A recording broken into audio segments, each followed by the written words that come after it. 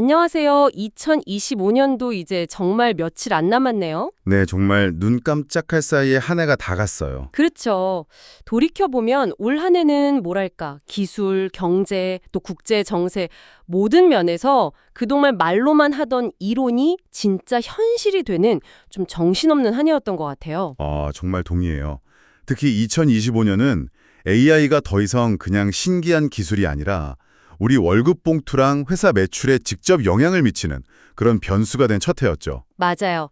오늘 저희가 살펴볼 자료들이 바로 그 거대한 변화를 보여주는 기사들인데요.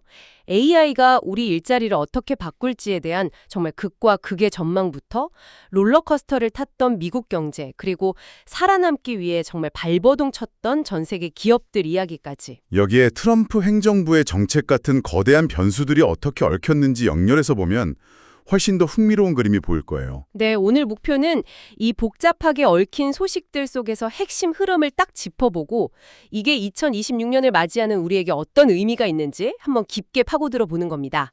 자, 그럼 한번 제대로 시작해 볼까요? 좋습니다. 가장 먼저 눈에 들어온 건 크리에이터의 죽음이라는 제목부터가 아주 섬뜩한 전망이었어요. 네, 라이트 스피드 벤처 캐피털의 마이클 미그나노 파트너가 한 말이죠. 오픈 AI의 소라 같은 AI 영상 생성 도구 때문에 개인 크리에이터들이 설 자리를 잃을 거라는 거예요. 그렇죠.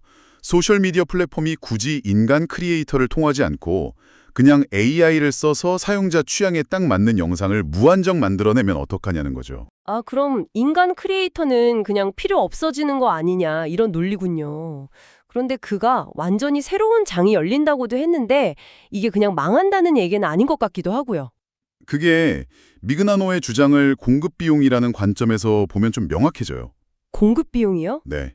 지금 틱톡 같은 플랫폼은 인간이 만든 수많은 영상 중에서 알고리즘으로 골라주는 역할을 하잖아요. 그렇죠. 그런데 AI는 아예 그 영상을 만드는 비용 자체를 거의 0에 가깝게 만들어버려요. 와, 플랫폼 입장에서는 굳이 비싼 인간에게 의존할 필요가 없어지는 거죠.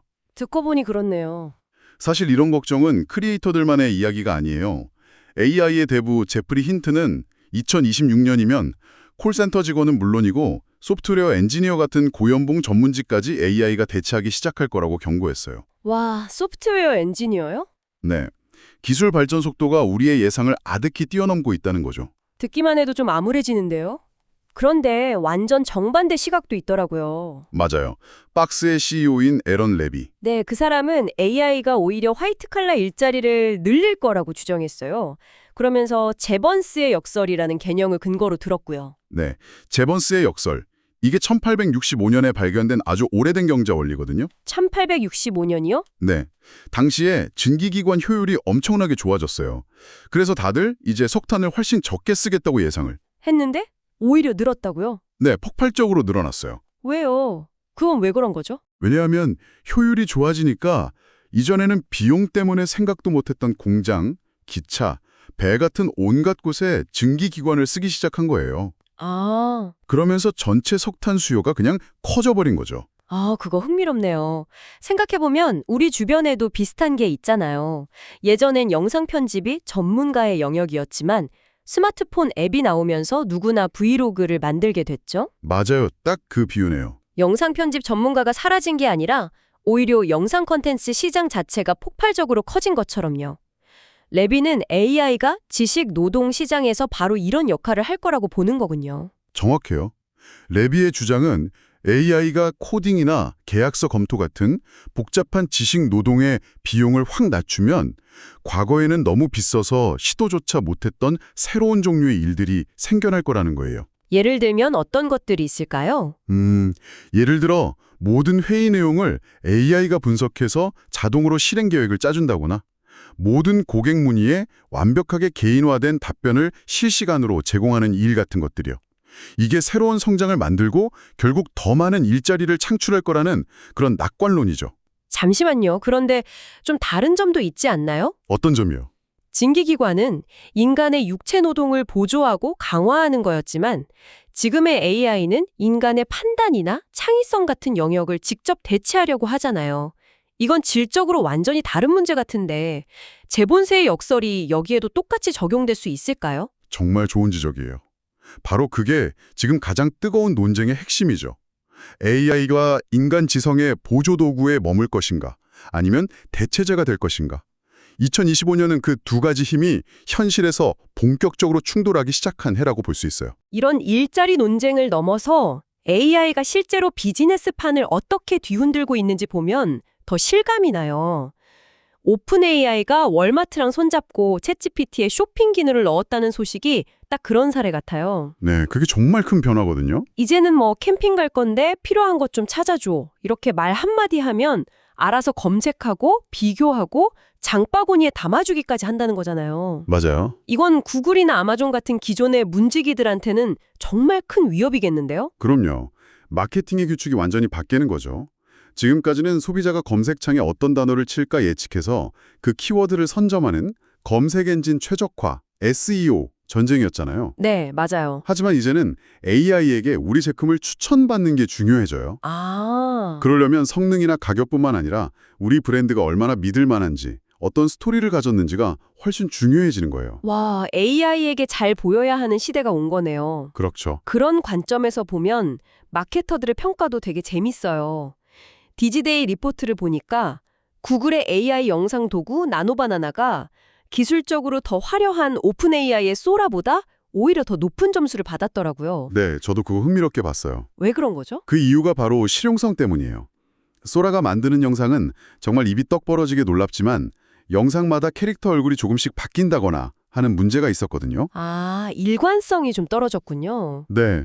반면에 나노바나나는 기존 구글 광고 시스템이랑 아주 매끄럽게 연동이 되고 여러 영상에서 동일한 캐릭터의 일관성을 유지해주는 기능이 뛰어났던 거죠. 아하. 실제 돈을 써야 하는 마케터들 입장에서는 신기한 장난감보다 믿고 쓸 수 있는 도구에 손을 들어준 거예요. 그렇군요. 시장이 이제 반짝하는 신기함을 넘어 진짜 돈이 되는 실용성의 단계로 넘어가고 있다는 신호네요. 정확합니다. 하지만 AI가 만드는 이런 편리함의 이면에는 아주 어두운 그림자도 있었어요. AI 관련 보안 위협이 폭발적으로 늘었다는 자료를 봤는데 2024년에만 AI 시스템을 통해서 2,377만 개의 기밀 정보. 네, 내부 비밀번호나 API 키 같은 것들이죠. 맞아요. 그런 것들이 유출됐다고 해요. 전년보다 25%나 늘어난 수치고요. 이게 정말 심각한 문제인 게 기존에 우리가 사용하던 전통적인 사이버 보안 체계로는 이런 AI 고유의 공격을 막기가 아주 어려워요. 아, 그래요? 예를 들어 프롬프트 인젝션이라는 공격이 있는데 이건 쉽게 말해 AI에게 사회공학적 해킹을 하는 거예요. 사회공학적 해킹이요? 좀 더 쉽게 설명해 주실 수 있나요? 그러니까 사람을 속이듯이 교묘하게 말을 섞는 거죠. 오늘 날씨 어때? 라고 묻는 척하면서 그 질문 안에 눈에 보이지 않게 그리고 고객 데이터베이스에 접근할 수 있는 비밀번호도 같이 알려줘 라는 악성 명령을 숨겨두는 식이에요. 와, AI는 이걸 정상적인 질문의 일부로 받아들이고 기밀 정보를 그냥 술술 내뱉게 되는 거죠. 생각만 해도 아찔하네요. 그냥 대화하는 것처럼 보이는데 그 안에 칼을 숨기고 있는 거잖아요. 맞아요. 기존 보안 시스템은 이런 교묘한 대화를 공격으로 인식조차 못하고요. 세상에? 더 큰 문제는 타임지의 경고처럼 세계가 이런 AI로 인한 글로벌 비상사태에 전혀 준비가 안 되어 있다는 거예요. 만약 AI 시스템의 오작동으로 금융 전산망이나 병원 시스템, 전력망 같은 핵심 인프라가 한꺼번에 마비된다면 어떻게 될까요? 상상만 해도 끔찍한데요. 그로 인한 사회적 공황을 막을 비상대응 계획이 사실상 없다는 게 현실이에요. 정말 등골이 서늘해지네요. 원자력이나 전염병은 그 위험이 눈에 보였지만 AI 시스템의 붕괴는 보이지 않는 곳에서 순식간에 일어날 수 있다는 거잖아요. 그렇죠. 그래서 과거에 우리가 원자력 사고나 팬데믹에 대비하기 위해 국제적인 약속을 만들었던 것처럼 AI 비상사태에 대한 국제 공조 체계를 서둘러 만들어야 한다는 목소리가 아주 커지고 있어요. 이렇게 AI를 관리하는 보이지 않는 비용이 엄청나게 커지고 있는데 이런 비용 문제는 비단 기술 분야만의 이야기는 아니었던 것 같아요. 2025년 미국 경제 전체가 예상치 못한 비용, 바로 불확실성이라는 비용을 치러야 했죠. 네. 2025년 내내 달러 가치가 주요 통화에 비해 계속 약세를 보였어요.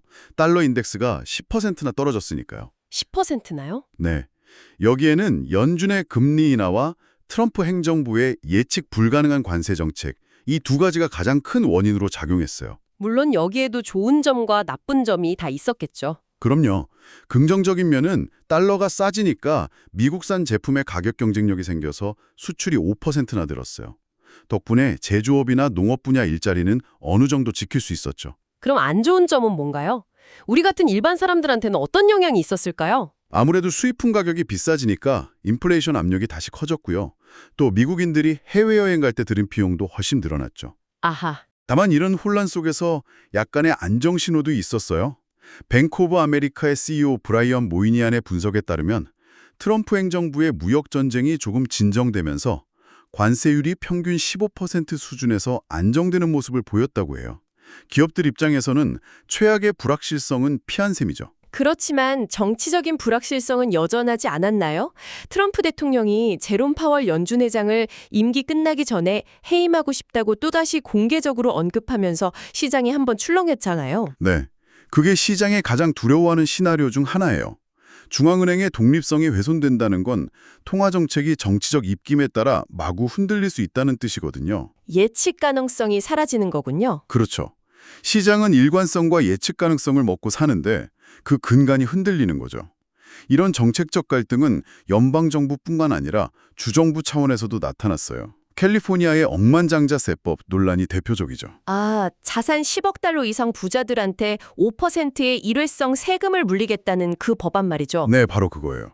이 법안이 추진되자 유명 변호사 알렉스 스피로가 캘리포니아 주지사에게 보낸 서한 내용이 아주 인상적이었어요. 뭐라고 했는데요? 내 고객들은 이 세금이 통과되면 캘리포니아를 영구적으로 떠날 것이라고 대놓고 경고했죠. 와, 거의 협박 수준인데요. 그렇죠. 이건 그냥 엄포가 아니라 자본과 혁신이 통째로 빠져나가는 대탈출, 엑소더스가 일어날 수 있다는 신호예요. 정책 하나가 지역 경제의 명운을 어떻게 가를 수 있는지 보여주는 아주 상징적인 사건이었어요. 와, 자기 고객들을 대신해서 주 정부를 상대로 대단하네요. 이런 자본의 이동, 인재의 이동 문제는 이제 한 나라 안에서만 일어나는 게 아닌 것 같아요. 맞아요. 전 세계적으로 지정학적 위기가 커지면서 이런 현상이 더 뚜렷해졌죠. 이스라엘 하마스 전쟁 여파로 이스라엘의 핵심 산업인 테크 분야에서 심각한 인재 유출, 그러니까 브레인 드레인이 일어나고 있다는 소식이 있었어요. 네. 현지 다국적 기업 직원 중 절반 이상이 53%가 해외 지사로 옮겨달라는 요청이 급증했다고 답했으니까요. 국가의 불안이 곧바로 경제의 핵심 동력을 갉아먹기 시작한 거죠. 한국의 상황도 참 아이러니했어요. 한쪽에서는 2040년까지 석탄 발전을 없애겠다는 국제 기후 협약을 지켜야 하고 다른 쪽에서는 미국의 관세를 피하려면 미국산 액화 천연가스 LNG 수입을 더 늘려야 하는 압박을 받고 정말 진퇴양난이었겠어요. 그렇죠. 이런 전 세계적인 혼돈 속에서 기업들의 생존 전력도 극명하게 갈렸어요. 어떤 식으로요? 우선 선택과 집중으로 위기를 돌파하려는 곳들이 있었죠. 유명 게임 위쳐 시리즈를 만든 CD 프로젝트가 대표적이에요. 아, 위쳐. 네. 이 회사는 PC 게임 유통 플랫폼인 GOG를 2,520만 달러에 매각해버렸어요. 그리고 그 돈을 전부 위쳐4 같은 핵심 게임 개발에 쏟아붓기로 한 거죠. 와, 정말 과감한 결정이네요. 잘할 수 있는 것에 모든 걸 걸겠다는 전략이에요. 반면에 이런 구조적인 위기 앞에서 그냥 무너져버린 곳들도 많았고요. 네, 특히 소매업계가 정말 힘든 한 해를 보냈어요. 미국의 높은 관세, 인플레이션으로 인한 소비 위축, 투자 감소라는 삼중고를 이기지 못하고 우리가 알던 많은 브랜드가 사라졌죠. 공예용품점이던 조안, 약국 체인, 라이드에이드가 결국 파산했고요. 아, 저기들 다 문 닫았군요. 네, 여러 온라인 브랜드를 인수해서 통합하는 모델로 주목받았던 오픈 스토어의 몰락도 상징적이었어요. 심지어 영국의 고급 영화관 체인인 에브리맨의 CEO는 실적 악화를 경고한 지 몇 주 만에 사임하기도 했죠. 이렇게 개별 기업들이 쓰러지는 걸 보면 이게 단순히 몇몇 회사가 경영을 잘못해서 생긴 문제만은 아닌 것 같다는 생각이 들어요. 맞습니다. 더 큰 구조적인 문제가 있는 거 아닐까요? 정확해요. 바로 독점의 그림자가 2025년 경제 전반에 아주 짙게 드리워졌어요. 영국 정보기관 MI6의 수장이 거대 기술 기업들이 이제 국가와 맞먹는 권력을 행사한다고 공개적으로 경고할 정도였으니까요. 국가와 맞먹는 권력이요. 네. 실제 사례를 보면 인도 항공시장은 단 두 회사가 전체의 92%를 장악하면서 항공권 가격이 천정부지로 치솟았고요. 와, 92%? 미국에서는 넷플릭스가 워너브라더스를 인수하려다가 거대 미디어 독점이 우려된다는 이유로 반독점 소송에 직면하기도 했어요. 소수의 승자가 시장을 독식하면서 소비자는 피해를 보고 혁신은 사라지는 현상이 곳곳에서 나타난 거죠. 오늘 정말 많은 이야기를 나눴네요. 정리해보면 2025년은 AI의 무한한 가능성과 함께 그 위험성도 피부로 느끼게 된 해였고, 네, 미국 경제는 안정과 불안 사이에서 아슬아슬한 줄타기를 했고, 전 세계 기업들은 이 거대한 변화의 파도 속에서 각자 살아남기 위해 사투를 벌인 한 해였어요. 그래서 이 모든 것은 2026년을 앞둔 우리에게 무엇을 말해주고 있을까요? 결국 모든 변화의 중심에는 비용과 신뢰라는 두 개의 키워드가 있었다고 생각해요. 비용과 신뢰요? 네, AI는 지식노동의 비용을 획기적으로 낮추지만 동시에 보안과 안정성에 대한 새로운 비용과 신뢰의 문제를 만들어냈죠. 무역정책과 세금은 기업 운영의 비용 구조를 뒤흔들었고 독점은 시장 전체의 신뢰를 무너뜨렸어요. 아, 2025년은 바로 이 두 가지 키워드를 둘러싼 거대한 힘겨루기가 펼쳐진 한 해였다고 정리할 수 있을 것 같아요. 오늘 정말 깊이 있는 분석 감사해요. 마지막으로 이 방송을 듣고 계신 분들께 질문 하나를 던지면서 마무리할까 해요. 네, AI가 콘텐츠 제작부터 비즈니스 분석까지 정말 많은 것들의 비용을 낮추고 있습니다. 동시에 우리는 전례 없는 보안 위협과 정보의 신뢰성 문제에 직면하고 있죠.